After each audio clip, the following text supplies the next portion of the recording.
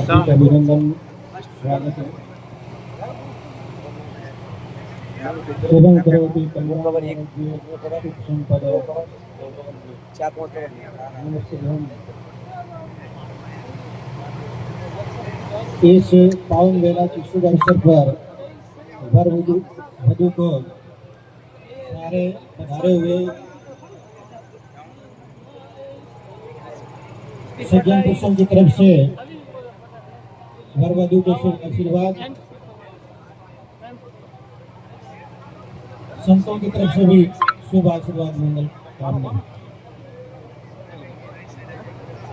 अभी आपके सामने श्री गोपाराम मंत्री साहब ने, पूर्व मंत्री साहब ने बहुत सुंदर व्याख्यान दे करके समाज को नई दिशा के रूप में शिक्षा के क्षेत्र में काम करने को या उनके अनुसरण करने में आपने भूरी प्रशंसा के साथ में अनुरोध किया। बहुत ही प्रशंसनीय है। आप सभी से भी निवेदन है कि शिक्षा के साथ साथ में समाज की उनकी सामाजिक,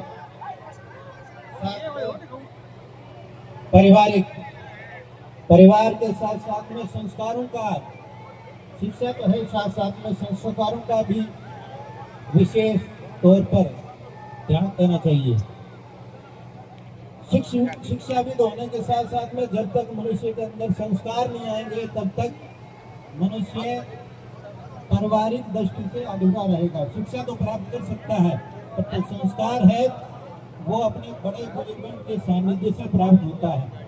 समाज के अंदर जाने से, समाज के अंदर बैठने से और बड़े बुजुर्गों के साथ में बैठने से संस्कारों की पूर्ति होती है।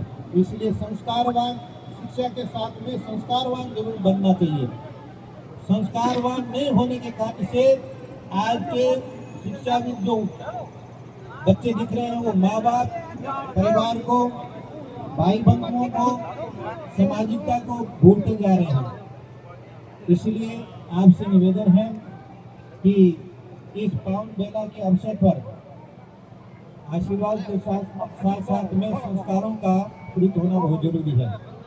और जिस अवसर पर अभी उसी संस्कारों से पूरित होकर के समाज से एक बहुत ही होनहार लक्ष्मी और देवी के रूप में एक संस्कारवान बच्ची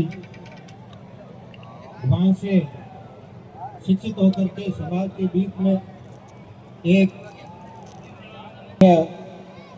बहुत बहुत प्रशंसनीय और शुभ आशीर्वाद के आप लायक हैं। मैं उनके उज्ज्वल कामना करता हूं।